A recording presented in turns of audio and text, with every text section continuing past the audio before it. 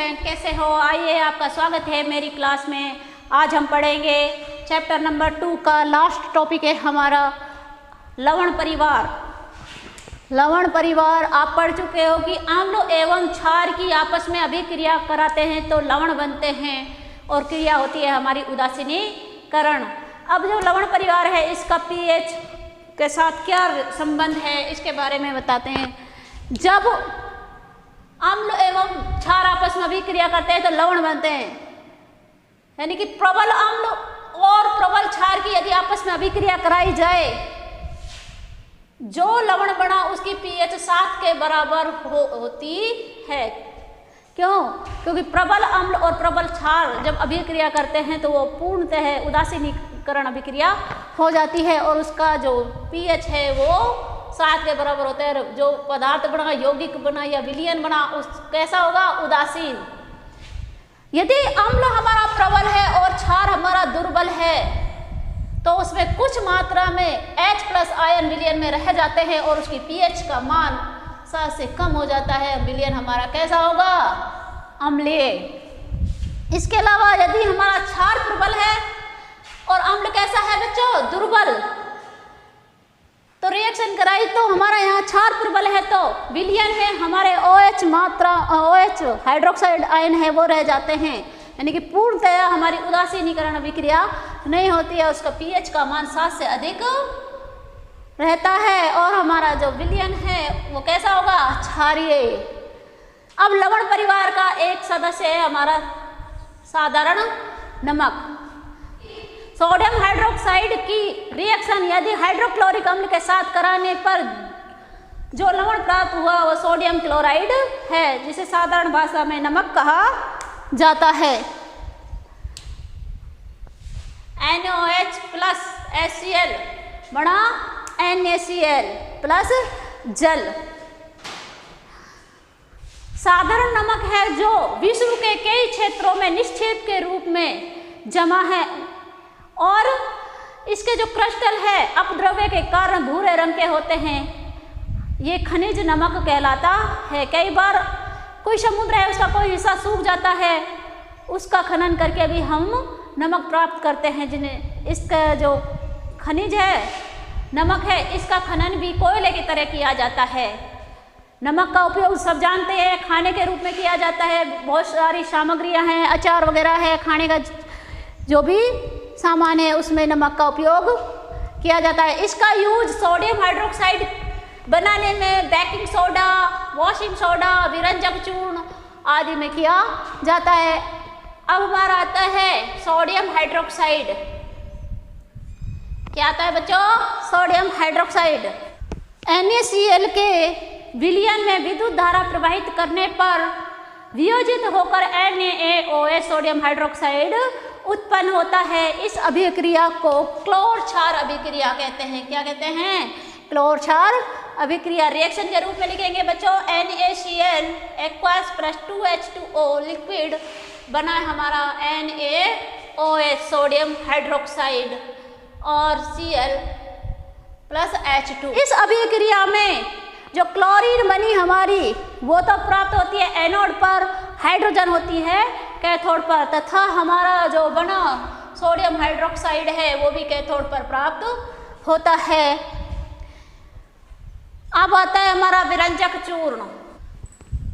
शुष्क भुजे हुए चूने जिसका सूत्र होता है CaOH का होल ट्वाइस पर क्लोरीन गैस प्रवाहित करते हैं तो हमारा विरंजक चूर्ण प्राप्त होता है, जिसका रासायनिक नाम क्या है? रासायनिक सूत्र तो है CaOCl2 यानी कैल्शियम ऑक्सोक्लोराइड। रिएक्शन के रूप में लिखेंगे हम CaOH का होल ट्वाइस प्लस Cl2 बना हमारा विरंजक चूर्ण प्लस H2O। जो विरंजक चूर्ण है इसका उपयोग कहाँ करते हैं? रंग उड़ाने में भी करते हैं इसका उपयोग और वस्त्र उद्योग में इसका उपयोग किया जाता है। किसके रूप में? रंग उड़ाने के लिए, मैंने अभी बताया। कई उद्योगों में इसका उपयोग अपचायक के रूप में करते हैं और रोगाणुनाशक तथा जल के शुद्धिकरण में भी विरंजक चूर्ण का उपयोग किया जाता है। अगला आता है हमारा बेकिंग सोडा। बेकिंग सोडा है जो स्वादिष्ट खस्ते पकोड़े बनाने में भी इसका उपयोग किया जाता है, खाने को शीघ्रता से बनाने में भी किया जाता है इसका उपयोग। और बेकिंग सोडा है, उसका निर्माण कैसे होता है? NaCl के प्रयोग से हम इसका निर्माण करते हैं। इस रासायनिक अभिक्रिया के रूप में लिखेंगे NaCl plus H2O CO2 NH3 बना हमारा ammonium chloride plus sodium bicarbonate, sodium hydrogen carbonate इसका रासायनिक नाम है। बेकिंग सोडे का उपयोग बेकिंग पाउडर, जो कि बेकिंग सोडा और टार्टरिक अम्ल जैसा मंद खाद्य पदार्थ का मिश्रण है, बनाने में किया जाता है। पेट की अम्लता दूर करने में भी इसका उपयोग किया जाता है, क्योंकि ये कैसा होता है? क्षारीय। सोडा अम्ल तथा अग्निशामक के रूप में भी इसका उपयोग किया जाता है। धावन सोडा, धावन सोडा है जो इसका रासायनिक सूत्र होता है Na2CO3 × 10H2O, सोडियम कार्बोनेट। जो सोडियम कार्बोनेट है, इसका धावन सोडे का निर्माण कैसा होता है? बेकिंग सोडे को गर्म करके सोडियम कार्बोनेट प्राप्त होता है। जब सोडियम कार्बोनेट का पुनः क्रिस्टलीकरण किया जाता है तो हमारा धावन सोडा प्राप्त होता है। ये भी एक क्षार के लवण होता है। कैसा है? क्षार के लवण। रिएक्शन के रूप में Na2CO3 + 10H2O बना हमारा Na2CO3 × 10H2O। इसका उपयोग हमारा कागज, साबुन और कांच उद्योग में किया जाता है। बोरेक्स जैसे सोडियम यौगिकों के बनाने में भी इसका उपयोग किया जाता है। घरों की सफाई में जल की कठोरता को दूर करने में भी धावन सोडे का यूज किया जाता है। अब आता है हमारा टॉपिक क्रिस्टलन जल। क्रिस्टलन जल क्या है? लवण के एक इकाई सूत्र में जल के निश्चित अणुओं की संख्या, यानी जो लवण है उसके साथ कितने जल के अणु जुड़े हैं है। जैसे हमने यहाँ लिया सोडियम कार्बोनेट के साथ हमारा क्या जुड़ रहा है? 10H2O। तो ये 10H2O है, यही हमारा क्या है? क्रिस्टलन जल है।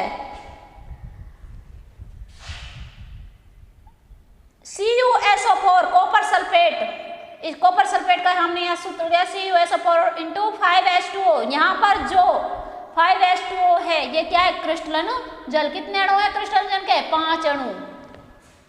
अब आता है हमारा जिप्सम। जिप्सम का जो रासायनिक सूत्र होता है CeSO4 × 2H2O होता है। क्या होता है? 2H2O। इसमें हमारा क्रिस्टलन जल कितना है? 2 अणु। कितने हैं? 2 अणु। जिप्सम का उपयोग प्लास्टर ऑफ पेरिस बनाने में किया जाता है।